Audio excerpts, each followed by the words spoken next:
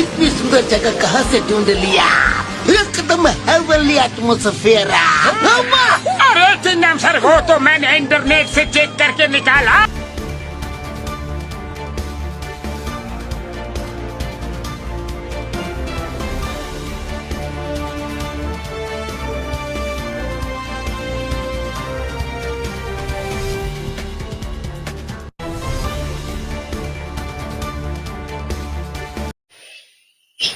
ಚಿಕ್ಕಮಗಳೂರು ಜಿಲ್ಲೆಯ ಕಳಸ ತಾಲೂಕಿನ ಇಡಕನಿ ಗ್ರಾಮ ವ್ಯಾಪ್ತಿಗೆ ಬರುವಂತಹ ಎಮ್ಮಕ್ಕಿ ಗ್ರಾಮ ಅಂದ್ರೆ ಬಾಳೆಹೊಳೆ, ಇದು ಭದ್ರಾ ಸೈಟ್ ಏನಿದೆ ಆ ಸಮೀಪದಲ್ಲಿ ಅಂದ್ರೆ ನಮ್ಮ ಭದ್ರಾ ನದಿಯ ಒಂದು ಸೇತುವೆ ಪಕ್ಕದಲ್ಲಿ ನಿರ್ಮಾಣಿಸಿದ ಒಂದು ಕಟ್ಟಡ ಅರಣ್ಯ ಅಧಿಕಾರಿಗಳಿಗೆ ಅಂದ್ರೆ ಸಿಬ್ಬಂದಿಗಳಿಗೆ ಏನು ಇದು ಕಟ್ಟಡ ನಿರ್ಮಾಣ ಮಾಡ್ಕೊಂಡಿದ್ದಾರೆ. 5 ವರ್ಷ ಆದ್ರೂ ಅಧಿಕಾರಿಗಳು ಯಾರು ಕೂಡ ಇದರಲ್ಲಿಲ್ಲ, ಎಲ್ಲ ಬಾಡಿಗೆ ಮನೆಯಲ್ಲಿದ್ದಾರಂತೆ.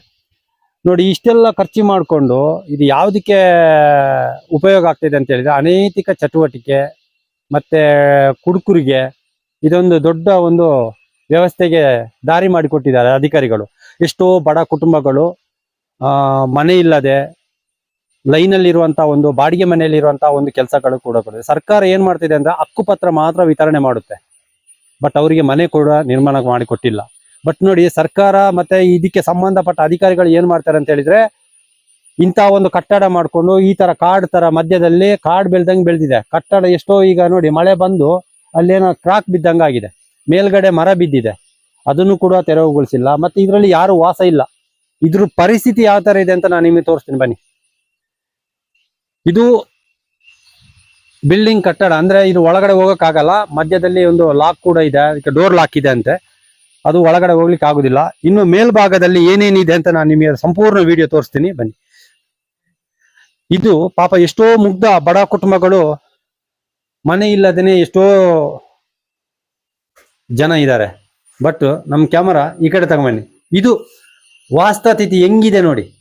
ಇದು ಎಣ್ಣೆ ಕುಡಿದು ಇಲ್ಲಿ ಪಾರ್ಟಿ ಮಾಡೋದು, ಏನ್ ಮಜಾ ಬೇಕು ಅದನ್ನೆಲ್ಲ ಮಾಡ್ಕೊಳ್ತಾರೆ. ಬಟ್ ಕೆಲವೊಂದು ಇಲ್ಲಿ ವಸ್ತುಗಳು ಇದಾವೆ, ಅದು ಬೇಡ, ಇದರಲ್ಲಿ ತೋರಿಸೋದಿಲ್ಲ ನಾನು.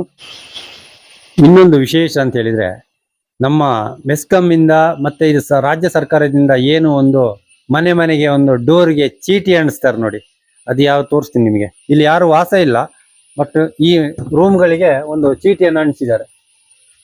ಕರ್ನಾಟಕ ರಾಜ್ಯ ಹಿಂದುಳಿದ ವರ್ಗ ಆಯೋಗ ಬೆಂಗಳೂರು ಅಂತ ಹೇಳಿ ಇಲ್ಲಿ ನಂಬರ್ ಕೂಡ ಇದೆ, UHID ಅಂತ. ಏನಪ್ಪ, ಈ ಮನೆಯಲ್ಲಿ ವಾಸನೆ ಇಲ್ದಿದ್ದ ಮನೆಗೆಲ್ಲ ಚೀಟಿ ಅಂಟಿಸಿದ್ರೆ ಇನ್ನು ಯಾವ ತರ ಇವ್ರು ಮನೆ ಮನೆಗೆ ಹೋಗಿ ಏನ್ ಚೀಟಿ ಅನ್ಸ್ತಾರ, ಎಷ್ಟು ಜನ ಈ ತರ ದಂಧೆ ಮಾಡ್ಕೊಂಡಿದಾರ, ದೇವರೇ ಗತಿ.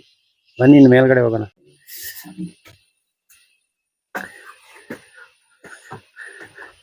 ಇಲ್ಲಿ ತುಂಬಾ ಮರಗಳದ್ದು ಏನು ಸೊಪ್ಪು ಮತ್ತೆ ನೀರು ನನ್ನ ಬಲಭಾಗದಲ್ಲಿ ಕಾಣುವಂತ ಮರ ಯಾವ ತರ ಬಿದ್ದಿದೆ ನೋಡಿ. ಮತ್ತೆ ಈ ತರ ಮರಗಳು ಬಿದ್ದಾಗ ಇದು ಕಟ್ಟಡ ಎಲ್ಲಿ ಉಳಿತದೆ?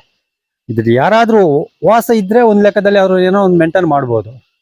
ಇಲ್ಲಿ ಯಾರೂ ಕೂಡ ಇಲ್ಲ. ಕಟ್ಟಡ ಒಂದು ಕಟ್ಟಿ ಇದು ಅನೈತಿಕ ಚಟುವಟಿಕೆಗೆ ಒಂದು ವ್ಯವಸ್ಥೆ ಮಾಡಿ ಕೊಟ್ಟಂಗಿದೆ. ದಯವಿಟ್ಟು ಇದಕ್ಕೆ ಸಂಬಂಧಪಟ್ಟ ಅಧಿಕಾರಿಗಳು ಕೂಡಲೇ ಎಚ್ಚೆತ್ತುಕೊಂಡು ಇದ್ರ ಬಗ್ಗೆ ಗಮನ ಹರಿಸಬೇಕು. ಅದೇ ರೀತಿ ನೋಡಿ, ಇಲ್ಲಿ ಕಾಡ್ ತರ ಬೆಳೆದಿದೆ, ಅಂದ್ರೆ ಇಲ್ಲಿ ನಮ್ಮ ಭದ್ರಾ ನದಿಯ ತಟದಲ್ಲೇ ಇರುವಂತ ಒಂದು ಕಟ್ಟಡ ಇದು.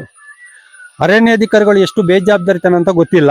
ದಯವಿಟ್ಟು ಇದಕ್ಕೆ ಕೂಡಲೇ ತುರ್ತಾಗಿ ಸಂಬಂಧಪಟ್ಟ ಗ್ರಾಮ ಪಂಚಾಯತಿ ಆಗ್ಲಿ ಅರಣ್ಯ ಅಧಿಕಾರಿಗಳಾಗ್ಲಿ ಕೂಡಲೇ ಸಿಬ್ಬಂದಿಗಳನ್ನು ಇಲ್ಲಿಗೆ ಕೂರಿಸೋ ಅಂತ ವ್ಯವಸ್ಥೆ ಮಾಡಲಿ.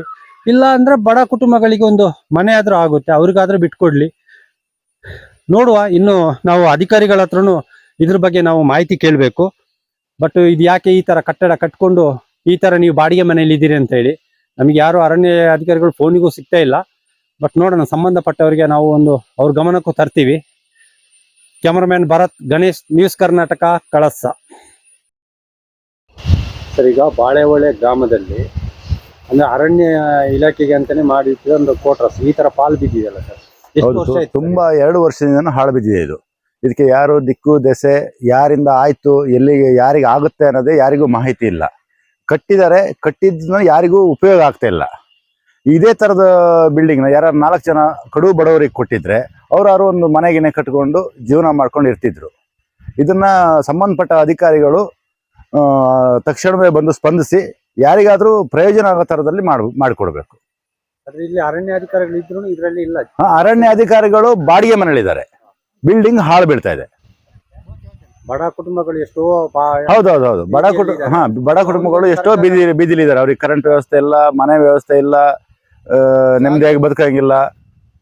ಇಂಥ ಬಿಲ್ಡಿಂಗ್ ಕಟ್ಟಿ ಹಾಳು ಬಿಡೋಕ್ಕಿಂತ ಯಾರಿಗಾದ್ರೂ 4 ಜನಕ್ಕೆ ಉಪಯೋಗ ಹಂಗೆ ಮಾಡಿಕೊಡ್ಬೇಕು, ತೀರಾ ಬಡವರಿಗೆ.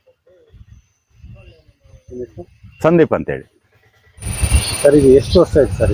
ಇದೊಂದು 5-6 ವರ್ಷ ಆಯ್ತು ಸರ್ ಇಲ್ಲಿ ಕಟ್ಟಿ.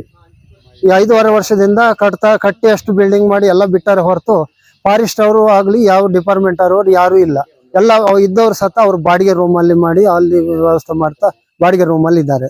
ಇದು ಪಾಳು ಬಿಟ್ಟು ಇಲ್ಲಿ ಯಾರು ಬಂದು ಎಣ್ಣೆ ಕುಡಿಯೋದು, ಏನಾದ್ರು ಕುಡ್ದವ್ರು ಟೈಟ್ ಆಗಿ ಮಲ್ಗೋದು, ಇದೇ ಆಗ್ತಾ ಇದೆ ಹೊರತು ಇದರಲ್ಲಿ ಯಾವ ಫಾರೆಸ್ಟ್ ಚಟುವಟಿಕೆಗೆ ಇದೊಂದು ಕಾರಣ ಆಗ್ತಾ ಉಂಟು. ಅದರಿಂದ ಈ ಸಂಬಂಧಪಟ್ಟ ಅಧಿಕಾರಿಗಳು ಇದನ್ನ ಕ್ಲೀನ್ ಮಾಡಿ ಅವರಿಗೆ ಅವರವಾದಂತ ಒಂದು ಡಿಪಾರ್ಟ್ಮೆಂಟ್ಗೆ ಒಂದು ಮಾಡಿ ಕೊಡ್ಬೋದು ಅಂತ ನಾವು ಹೇಳ್ತಾ ಇದೀವಿ ಊರಿನವರು. ಅವರಿಗೆ ಬರ್ಲಕ್ಕಾಗದೇ ಇದ್ರು ಸತ ಅವ್ರು ಇದನ್ನ ರೂಢಿ ಮಾಡಿ ಇದನ್ನು ಏನ್ ಮಾಡದಿದ್ರು ಪರವಾಗಿಲ್ಲ. ಆದ್ರೆ ಬಡ ಕುಟುಂಬಗಳು ಎಷ್ಟೋ ಜನ ಇದ್ರು, ಅವರಿಗಾದ್ರೂ ಮನೆ ಕಟ್ಟಿ ಇದೇ ದುಡ್ಡಲ್ಲಿ ಮನೆ ಕಟ್ಟಿ ಕೊಟ್ಟಿದ್ರು ಅವ್ರು ಸತ ಒಳ್ಳೆ ಜೀವನ ಮಾಡ್ತಿದ್ರು. ಅದಾರು ಅವಕಾಶ ಮಾಡಿ ಕೊಡ್ಬೋದಿತ್ತು. ಇದನ್ನ ಸುಮ್ಮನೆ ಕಟ್ಟಿ ಲಕ್ಷಗಟ್ಲೆ ಇದನ್ನ ಹಣ ವ್ಯರ್ಥ ಮಾಡಿ ಸರ್ಕಾರಕ್ಕೆ ಸುಮ್ಮನೆ ಲೆಕ್ಕ ತೋರಿಸಿ ಅವ್ರು ಸಂಬಂಧಪಟ್ಟ ಡಿಪಾರ್ಟ್ಮೆಂಟ್ ಅವರೆಲ್ಲ ಬಾಡಿಗೆ ರೂಮ್ ಅಲ್ಲಿ ಜೀವನ ಮಾಡ್ತಾ ಇದ್ದಾರೆ. ಎಷ್ಟೋ ಬಡ ಕುಟುಂಬಗಳು ಈಗ ಬೀದಿಯಲ್ಲಿ ಬಿದ್ದಾರೆ. ತೋಟ ಕೆಲಸಕ್ಕೆ ಹೋಗಿ ಲೈನ್ ಅಲ್ಲಿ ಇರುವಂತ ಕೆಲಸ ಮಾಡ್ತಿದ್ದಾರೆ. ಹೌದು, ಸೈಟ್ ಕೊಟ್ರು ಸರ್ಕಾರ ಹಕ್ಕುಪತ್ರ ಕೊಟ್ಟಿರ್ತಾರೆ, ಬಟ್ ಮನೆ ಕೊಟ್ಟಿರಲ್ಲ. ಬಟ್ ಇಂಥದ ಒಂದು ಈ ಕಟ್ಟಡ ಅಂದ್ರೆ ಇಷ್ಟು ಖರ್ಚು ಮಾಡಿಕೊಂಡು ಸರ್ಕಾರ ಎಷ್ಟೊಂದು ಬೇಜವಾಬ್ದಾರಿತನ ತೋರಿಸ್ತಾ ಇದಾರೆ. ಅಂದ್ರೆ ಈ ಅಧಿಕಾರಿಗಳಿಗೆ ಎಷ್ಟೇ ಅನುದಾನ ಬಂದ್ರು ಈಗ ಈ ಕಟ್ಟಡ ಇದೇ ತರ ಮಳೆ ಬಂದ ಸಂದರ್ಭದಲ್ಲಿ ಬೀಳೋ ಸ್ಥಿತಿಯಲ್ಲಿ ಇದೆ. ಉಂಟು ಬೀಳೋ ಸ್ಥಿತಿ ಉಂಟು. ಮರ ಬಿದ್ರು ನೋಡಿ, ಮರ ಬಿದ್ದದೆ ಆ ಮರ ತೆಗ್ಸಕ್ಕೆ ಅವ್ರು ಇದ್ರಲ್ಲಿ ತೆಗ್ಸಿಲ್ಲ, ಅವ್ರು ಡಿಪಾರ್ಟ್ಮೆಂಟ್ ಅವರಾಗಿ. ಈಗ ಫುಲ್ ಬೇಜವಾಬ್ದಾರಿತನ ಹೊರತು ಇದಕ್ಕೊಂದು ಚಟುವಟಿಕೆಗೆ ಅನೈತಿಕ ಚಟುವಟಿಕೆಗಳೇ ಕಾರಣ ಮಾಡಿ ಕೊಡ್ತಾ ಇದಾರೆ ಅಷ್ಟೇ. ಇದು ನನ್ನ ಹೆಸರು ಭಾಸ್ಕರಾಚಾರ್ಯ ಅಂತ ಭದ್ರಾ.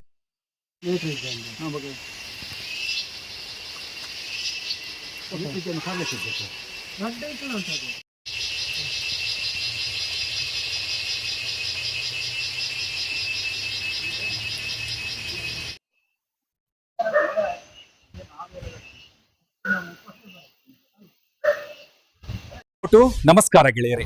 ನಮ್ಮ ಕಳಸ ತಾಲೂಕಿನ ಸುತ್ತಮುತ್ತಲಿನ ಊರಿನ ಸುದ್ದಿಗಳನ್ನ ಬಿತ್ತರಿಸುವ ನ್ಯೂಸ್ ಕರ್ನಾಟಕ ಯಶಸ್ವಿಯಾಗಿ ಮುನ್ನುಗ್ಗುತ್ತಾ ಇದೆ.